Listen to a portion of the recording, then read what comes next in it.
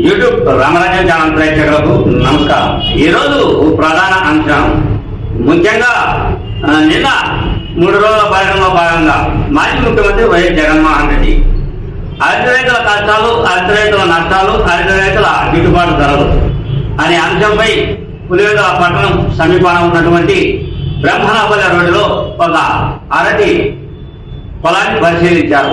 ఆ అరటి తోటను పరిశీలించి అక్కడ ఉన్న రైతులతో ఆయన ఏ విధంగా నష్టపోయింది, ఎందుకు నష్టపోయింది, మేము అరటి రైతులను ఏ విధంగా ఆదుకుంటున్నాం, ఇప్పుడు ఉన్న కూటమి ప్రభుత్వం అరటి రైతులపై నిర్లక్ష్యంతో ఉంది అనే కోణంలో ఆయన నిన్న విలేకరుల సమావేశంలో ఆ తోటలో మాట్లాడారు.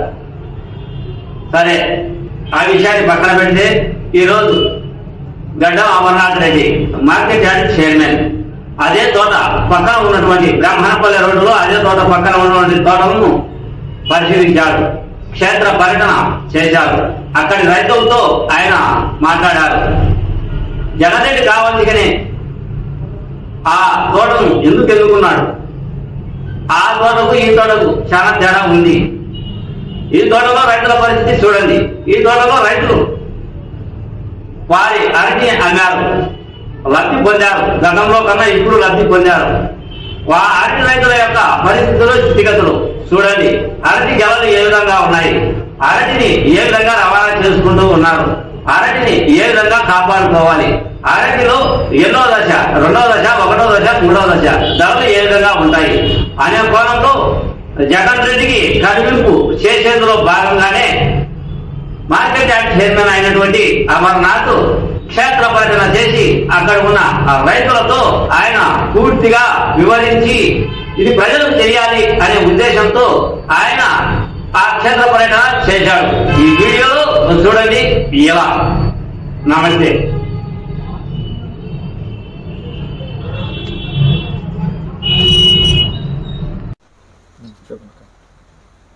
నేను పులివెందుల మార్కెట్ యార్డ్ చైర్మన్ అమర్నాథ్ని మాట్లాడుతున్నాను. అదేవిధంగా ఇక్కడికి వచ్చినటువంటి నలవిరెడ్డిపల్లె గ్రామస్తులు, రైతులు, ఈయన వచ్చేసి సింహాద్రిపురం మార్కెట్ యార్డ్ చైర్మన్ రామసూరారెడ్డి గారు.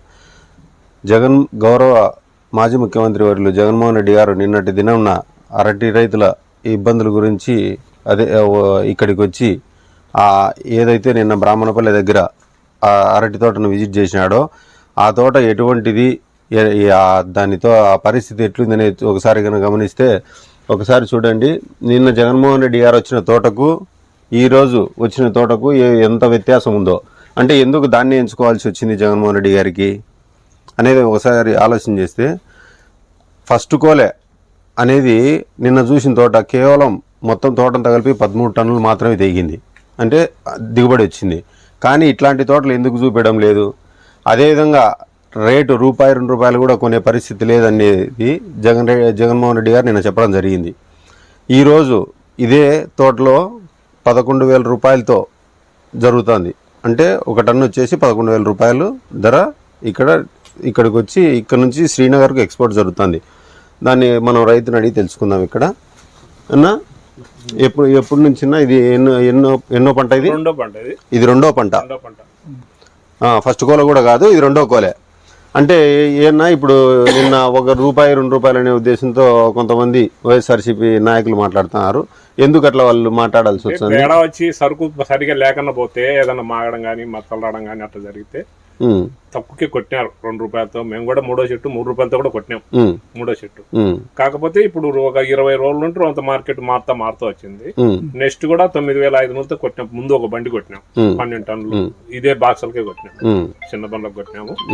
ఇప్పుడైతే 11,000 అంటే మాకైతే ఇప్పటికైతే సంతోషంగానే ఉంది. 3,000, 2,000 పోయినాయి కాబట్టి ఇప్పుడు అంత మార్కెట్ పెరిగింది కాబట్టి ఇప్పటికైతే సంతోషంగానే ఉంది. ఇప్పటికైతే క్వాలిటీని బట్టి పోతాయి. అదే ఒకసారి బండి దగ్గర అక్కడికి మనం వెళ్ళి ఇక్కడ నుంచే బనానా ప్రాసెసింగ్ ఎట్లా చేసుకొని ఈ నుంచి ఎట్లా కంటైనర్లకు తీసుకొని ఆ నుంచి ఎక్కడ విదేశాలకు ఎక్స్పోర్ట్ అవుతుందో అనేది కూడా ఒకసారి మీరు డైరెక్ట్ చూడొచ్చు. ఇక్కడ కూలీలు కూడా అటికెలలు మోసే చూస్తున్నారు.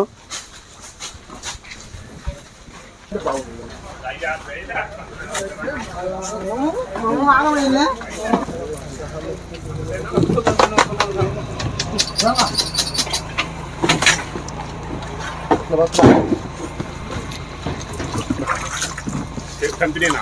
బనానా ప్రాసెసింగ్ అనేది ఏ విధంగా జరుగుతుందో ఒకసారి చూడండి. ఇప్పుడు అక్కడ మనం వచ్చేసి నిన్న జగన్మోహన్ రెడ్డి గారు మాట్లాడుతూ బనానా ఇంటిగ్రేటెడ్ ప్యాక్ హౌస్ నువ్వు ఏ విధంగా పరిగణలోకి మేము వచ్చిన తర్వాత దాన్ని ఓపెన్ చేయడం జరిగిందని చెప్పినాడు.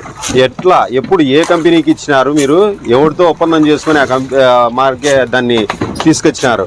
ఒకసారి దీన్ని కన్నా పరిశీలిస్తే ఇప్పుడు ఏదైతే ఉందో అరటిగోల దీన్ని చీపులుగా విడదీసి ఒకసారి బావిస్టిను దీనిలలో వేసి క్లీన్ చేసిన తర్వాత ఇక్కడ తూకం ఉంది అంటే ఒక్కొక్క బాక్స్కి వచ్చేసి 13 కిలోల తూకాన్ని పెట్టి ఆ నుంచి మళ్ళా బాక్స్లో ప్యాక్ చేసి దాని నుంచి మళ్ళీ ఎయిర్ కూడా తీసి దీన్ని లోడ్ చేయడం జరుగుతుంది. ఇది వచ్చేసి మనము ఇక్కడనే తోటల దగ్గరనే ప్రాసెసింగ్ జరుగుతుంది. ఇది మనం విదేశాలకు ఎక్స్పోర్ట్ చేయాలన్నా కూడా ఇదే పరిస్థితే ఉంటుంది. కానీ ఇప్పుడు దానివల్ల అది గౌరవ కలెక్టర్ గారు కానీ మా ఇన్ఛార్జ్ వర్యులు బీటెక్ రవి గారు కానీ దాన్ని ఉపయోగంలోకి తీసుకురావాలనే ఉద్దేశంతో చాలా సార్లు అందరినీ పిలుచుకొచ్చి దాన్ని పరిశీలించడం జరిగింది. దాని మీద కొంతవరకు కొన్ని కంపెనీలు అంటే ఇది లూలు, రిలయన్స్ మార్ట్ ఇట్లాంటి వాళ్ళని కూడా తీసుకొచ్చి అక్కడ దాన్ని చూపించడం జరిగింది. మొన్న కూడా రవెన్న మరీ ముఖ్యంగా మనకు ఖచ్చితంగా ఉపయోగం లేక రావాలా, ఇది రైతులకు మన వల్ల మేలు జరగాలనే ఉద్దేశంతో మొన్న కూడా దుబాయ్ నుంచి ఒకరిని పిలిపించినారు. దానికి కూడా నేను పోయి అతనికి చూపించడం జరిగింది. కానీ అది దాని మీద కొద్ది రోజుల తర్వాత ఏదైనా కూడా ఉపయోగం లేకొస్తే మేము ఖచ్చితంగా దాన్ని వినియోగంలోకి తీసుకొచ్చేదానికి ప్రయత్నం చేస్తామని చెప్పడం జరిగింది. గౌరవ కలెక్టర్ గారు మరియు వ్యవసాయ మార్కెట్ కమిషనర్ విజయసునీత మేడం గారు కూడా దీని మీద ప్రత్యేక శ్రద్ధ పెట్టి ఏ విధంగా అయినా సరే దాన్ని బనానా ప్రాసెసింగ్ యూనిట్ను ఉపయోగంలోకి తీసుకురావాలా. ఒక అరటే కాకోకుండా మిగతా ఏమైనా చేయగలిగితే ఏవైతే చేయగలగాలనో ఆ దిశగా అడుగులు వేయడం జరుగుతుంది. జగన్మోహన్ రెడ్డి గారికి ఇది వచ్చేసి నల్లపరెడ్డిపల్లె గ్రామం. నల్లపరెడ్డిపల్లె గ్రామంలో రైతుల మీద ఆయనకి ఎంతమాత్రం చిత్తశుద్ధి ఉంది అనేది తెలియడం జరుగుతుంది. ఎందుకంటే మొన్న నల్లపరెడ్డిపల్లె చెరువును ఇక్కడుండే రైతులు అందరూ కలిసి మాకు ఖచ్చితంగా కాదు, ఇది కావాలంటే ఇది లేదు, మనం ఇచ్చేదానికి లేదు, ఇది ఎంతసేపునే కూడా పొంగునూరుకు పోయే కాలువ అని చాలా మంది చాలా రకాలుగా దీని గురించి విశ్లేషణ చేయడం జరిగింది. కానీ ఈరోజు మనం తోట దగ్గరికి వచ్చి ఇక్కడ వాస్తవ పరిస్థితులను ప్రజలకు, రైతులకు తెలియజేయాలనే ఉద్దేశంలో భాగంగా ఈరోజు ఇక్కడికి వచ్చినాం. నల్లపరెడ్డిపల్లె చెరువుకే నువ్వు రైతుల మీద సొంత పులిందుల కాన్స్టిట్యున్సీ, మీకు తరతరాల నుంచి ఎప్పుడు మీకు వెన్నెముక నిలిచి ఇప్పటికి మిమ్మల్ని ముఖ్యమంత్రి స్థాయిలో కూర్చోబెట్టిన కాన్స్టిట్యున్సీలో ఒక రైతులు అడిగితే నల్లపరెడ్డిపల్లె చెరువుకు నీళ్లు ఇవ్వలేని పరిస్థితి నుంచి ఈరోజు మా ఇన్ఛార్జ్ వర్యులు బీటెక్ రవి గారు ఎంతో ప్రత్యేక శ్రద్ధ వహించి నల్లపరెడ్డిపల్లె చెరువు ఏదైతే ఉందో గ్రావిటీ ద్వారా నీళ్లు తీసుకురావడం జరిగింది. అంటే మా తెలుగుదేశం పార్టీ యొక్క చిత్తశుద్ధి ఏంది, వైఎస్ జగన్మోహన్ రెడ్డి గారి యొక్క చిత్తశుద్ధి అనేది ఒకసారి మీరు అర్థం చేసుకోవచ్చు. అదేవిధంగా డ్రిప్ గురించి చెప్తారు. డ్రిప్ ఏ రోజు ఇచ్చినారు వాళ్ళు? మీ గవర్నమెంట్లో ఎప్పుడు ఇచ్చినారు డ్రిప్పు? అసలు ఇంతవరకు ఏ రోజు కూడా మీరు డ్రిప్ ఇవ్వలే. చంద్రబాబు నాయుడు గవర్నమెంట్ వచ్చిన తర్వాత 90% సబ్సిడీతో, ఎస్సీ ఎస్టీలకు అయితే 100% సబ్సిడీతో అందజేయడం జరుగుతుంది. అంటే రైతులకు ఎవరి మీద చిత్తశుద్ధి ఉంది, ఎవరికి చిత్తశుద్ధి ఉంది, ఒకసారి దాని మీద కూడా అవగాహన చేసుకొని మాట్లాడితే బాగుంటుంది. ఇంకా వచ్చేసి సంక్షేమం అంటే వైఎస్ఆర్సీపీ ప్రభుత్వం అని జగన్మోహన్ రెడ్డి గారు చెప్పుకొస్తారు. ఏ విధమైనటువంటి సంక్షేమం? ఈరోజు టీడీపీ ప్రభుత్వం వచ్చిన తర్వాత కూటమి ప్రభుత్వం ఏదైతే చెప్పిందో హామీలు అవన్నిటిని ఒక్కొక్కటిగా త్వరితగతిన పూర్తి చేసుకొని ఈరోజు సూపర్ 6లో భాగంగా అన్నదాత సుఖీభావ కానీ, రైతులకు అన్నదాత సుఖీభావ కానీ, గ్యాస్ సిలిండర్లు కానీ, ఫ్రీ బస్సు కానీ ఏవైతే హామీలు ఇచ్చిందో ప్రతి ఒక్కటి అందరికీ దగ్గరై ప్రభుత్వాన్ని ఆశీర్వదించే విధంగా ఈ కూటమి ప్రభుత్వం చర్యలు చేపడుతుంది. ఓకే సాయి, ఇప్పుడు మీరే చూస్తున్నారు. నిన్నంతా వచ్చి కేవలం దీని మీదనే ప్రజల్లో ఒక అపోహ కలిగించాలా, ప్రభుత్వం మీద ఒక చెడు అభిప్రాయాన్ని రైతుల్లో నెలకొల్పాలనే ఉద్దేశంతో మీరు నిన్న చేసినటువంటి ఏదైతే చర్యలు ఉన్నాయో దానిలో భాగంగా మేము ఈరోజు వాస్తవ పరిస్థితులను రైతులకు చేరవేర్చాలనే ఉద్దేశంతోనే ఇక్కడికి వచ్చి వాస్తవ పరిస్థితులను రైతులకు ఏ విధంగా ఉండేది మీకు చూపించడం జరుగుతుంది. నిన్న ₹2 కూడా పోవడం లేదన్నారు. ఇదే రెండో గెల రూపాయలు 11.5 రూపాయలు రైతు వాస్తవంగా మీకు తెలియజేస్తున్నాడు. ఎందుకు ఇట్లాంటి పరిస్థితులను మీరు కల్పించాలా? రైతుల్లో అపోహను ఎటువంటి చేయొద్దు.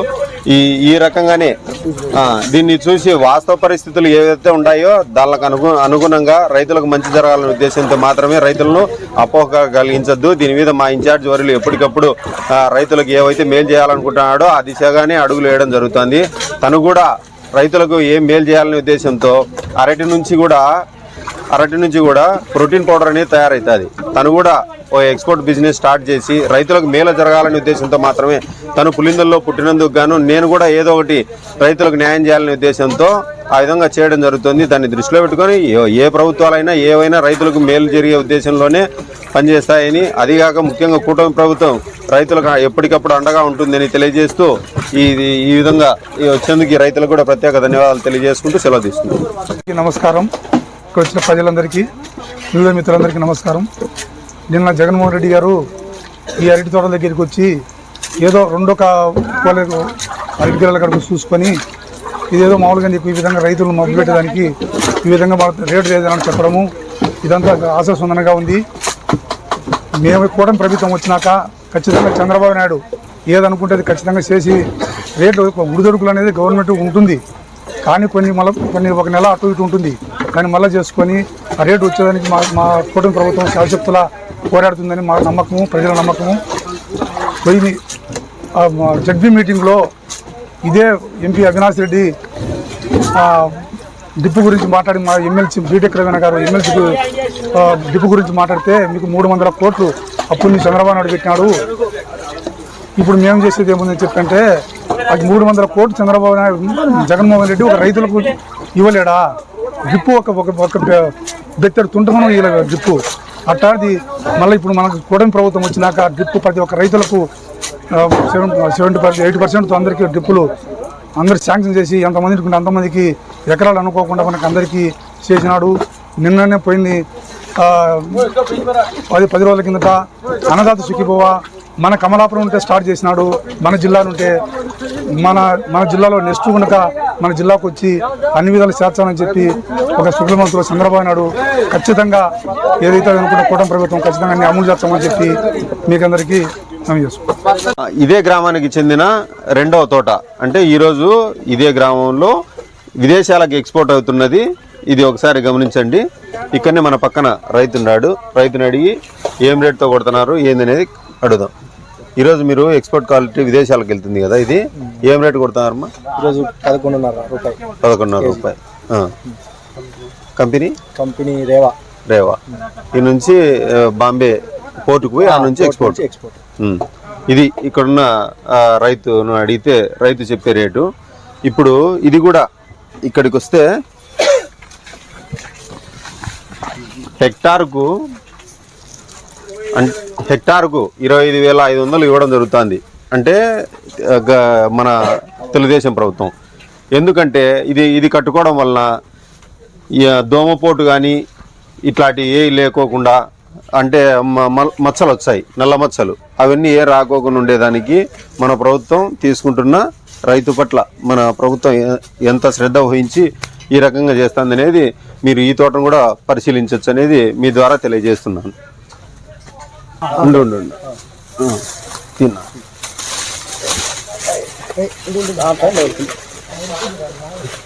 వద్దులే ఇట్లేదు.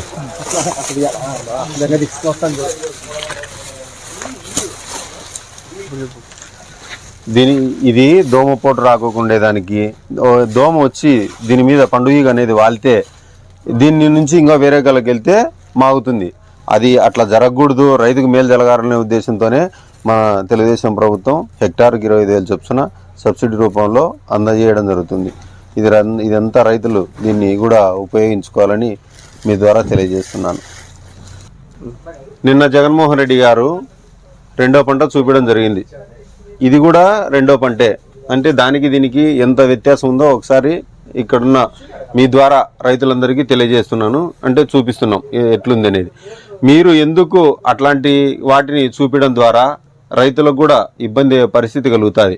ఎందుకంటే మన పులిందుల అరటికి చాలా ప్రాముఖ్యత ఉంది.